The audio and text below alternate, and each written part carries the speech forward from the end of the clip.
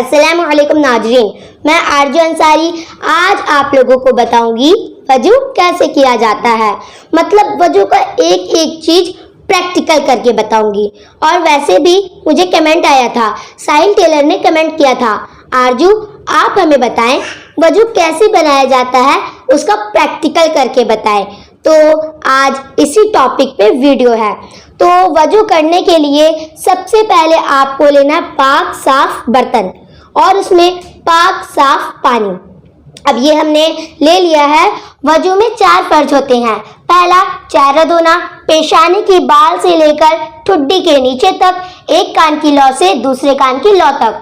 दूसरा दोनों हाथ कोहनियों समेत धोना यहाँ तक। तीसरा चौथाई सर का मसा करना और चौथा दोनों पैर टखनों समेत धोना, इसे कहते हैं ये। यहाँ तक आपको पैर धोना है, ठीक है। तो ये हो गए वजू के 4 फर्ज। तो चलिए वजू शुरू करते हैं। तो आपको वजू करने से पहले बिस्मिल्लाह शरीफ पढ़ना है। अऊज़ु बिल्लाहि मिनश शैतानिर रजीम, बिस्मिल्लाहिर रहमानिर रहीम, ठीक है।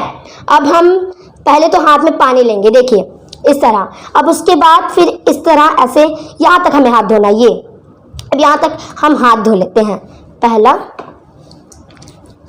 ये हो गया 2 और ये हो गया 3। अब हम खिलाल करेंगे उंगलियों का। तो इस तरह ऐसे ऐसे ऐसे ऐसे, ये ऐसे ऐसे ऐसे ऐसे, ठीक है। अब हमारा उंगलियों का खिलाल हो गया है। तो अब हम क्या करेंगे, कुल्ली। तो कुल्ली तो आपको ऐसे करनी है, जो दांत का जो जगह होता है उसमें जड़ जड़ तक पानी पहुंचना चाहिए, तभी आपका वजू होगा। और जरा से भी जगह खाली होगी तो वजू नहीं होगी, और वजू नहीं होगी तो नमाज भी नहीं होगी। तो देखिए ये रहा पानी। अब हम एक हो गया, 2 हो गया।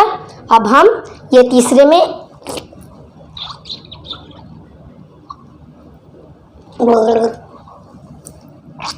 ठीक है। अब हमारा कुल्ली हो गया है। अब हम क्या करेंगे, नाक में पानी डालेंगे।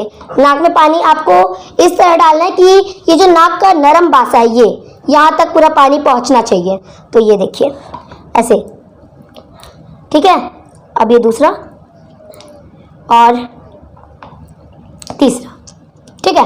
अब नाक को, अब ये जो कानी उंगली होती है, छोटी उंगली, इसे ऐसे इस तरह साफ करना है ताकि जो भी गंदगी हो ये सब निकल जाए, ठीक है। और अब हमारा ये नाक में पानी डल गया है, मतलब अब उसके बाद हम क्या करेंगे, चेहरा धोएंगे। तो चेहरा मतलब ये जो पेशानी है ये यहाँ से लेके ये ठुड्डी के नीचे तक, और एक कान की लौ से, ये कान की लौ से दूसरे कान की लौ तक। तो ये देखिए ये यहाँ से ऐसे धोना है, ऐसे। और बहुत से लोग ऐसे जल्दी जल्दी धो लेते हैं, ऐसे ऐसे। तो ऐसे नहीं धोना है, बल्कि हमें आहिस्ता आराम से इस तरह धोना है,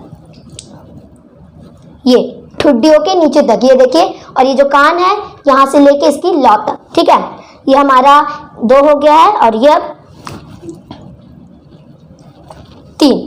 3 बार हो गया, ठीक है। अब हम फेस धो लिए हैं। तब उसके बाद हम क्या करेंगे, अब हमें धोना है हाथ कोहनियों तक, ठीक है। ये देखिए इसे कहते हैं कोहनी, और ये यहाँ तक हमें हाथ धोना है। तो ये देखिए ये रहा।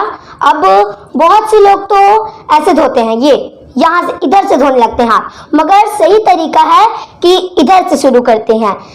इसका मतलब है कि ये हमारे बाल हैं, ये अगर ये इसका एक भी जगह खाली नहीं छूटना चाहिए, क्योंकि अगर ये इस तरह ऐसे इधर से करेंगे तो हमारा जगह खाली छूट जाएगा, और अगर इधर से करेंगे तो मतलब हर जगह भीग जाएगा। तो ये देखिए ऐसे, ये इधर से ऐसे ऐसे, ये देखिए एक भी जगह मतलब खाली नहीं होना चाहिए, ये देखिए पूरा। और ये हो गया 3। ये पहले तो आपको सीधा हाथ का करना है, ठीक है। अब सीधा हाथ हो गया। अब हम करेंगे उल्टे हाथ का, ये देखिए इस तरह, ये देखिए ये यहाँ से लिए ऐसे, ये देखिए पूरा मतलब एक एक चीज भीगना चाहिए, मतलब इतना सा भी जगह छूटना नहीं चाहिए वरना आपका वजू ही नहीं होगा। ये देखिए पूरा भीग गया है, ठीक है। अब हम क्या करेंगे, मसा करेंगे। तो बहुत से लोग मसा इस तरह करते हैं, देखिए देखो आप पहले देखो, मतलब मसा ऐसे करते हैं, ये देखो ऐसे पहले पानी लेंगे हाथ में, अब उसके बाद ये 2 उंगली जो शहादत की उंगली है इसे अलग करना है, इसे जोड़ना नहीं है, बल्कि ये पहली दूसरी तीसरी, पहली दूसरी तीसरी, ठीक है। ये 3 उंगली को इस तरह करना है, ठीक है। अब हम मसा करेंगे तो ये 3 उंगली हो गया। अब यहाँ से इस तरह लेके जाएंगे, ये यहाँ नहीं जोड़ना है, ठीक है, इसको सटना नहीं चाहिए, ये यहाँ से इस तरह देख लीजिए आप, ये देखिए यहाँ से इस तरह, यहाँ से ऐसे लेके जाएंगे और यहाँ पर छोड़ देंगे, ठीक है। अब जब हमें ना अब वापस आना है, जैसे ये हो गया, अब यहाँ से उंगली हटा देंगे, अब फिर इस तरह ऐसे आएंगे, ठीक है। अब ये हमारा हथेली का जो पानी था वो खत्म हो गया, ठीक है। अब उसके बाद हम कान साफ करेंगे। तो ये जो शहादत की उंगली है हमारी, ये देखिए, तो इसे हम, ये जो कान है इस तरह, ये देखिए ऐसे इस तरह इसे साफ करना है, ये देखिए। अब ये हो गया, तो अब उसके बाद ये हमारा अंगूठा का पानी बचा है, ठीक है। तो बहुत से लोग तो ऐसे इस तरह ऐसे नीचे से ऊपर लेके जाते हैं, मगर सही तरीका क्या है, ऊपर से लेके नीचे आना है, ऐसे देखिए, ये ऐसे है, ये ऐसे, यहाँ देखिए ये ऐसे करके ऐसे, ठीक है, ऐसे देख लीजिए एक बार और, ये देखिए, ठीक है। अब ये हमारा हो गया। अब उसके बाद इधर ये पुष्ट का पानी बचा, मतलब हथेली के पीछे क्या बोलते हैं, पुष्ट। तो पुष्ट का पानी बचा तो हम इस तरह करेंगे, ये देखिए, ये पहला हाथ को हम इधर ऐसे फेरेंगे, ठीक है, यहाँ तक। अब दूसरा हाथ को ये यहाँ तक, ठीक है।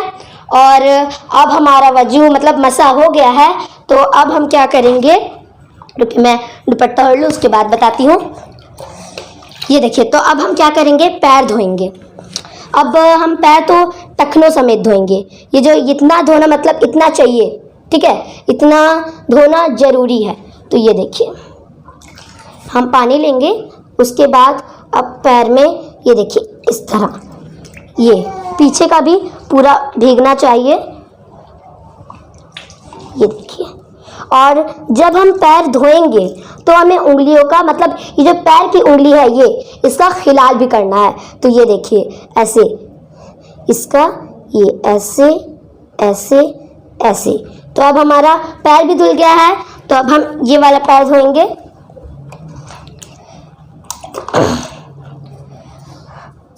अब देखिए ये यहाँ से, ये देखिए इतना धोना है हमारे, हमें पैर ऐसे धोना है, ये देखिए, ये यहाँ से ऐसे पानी डालें।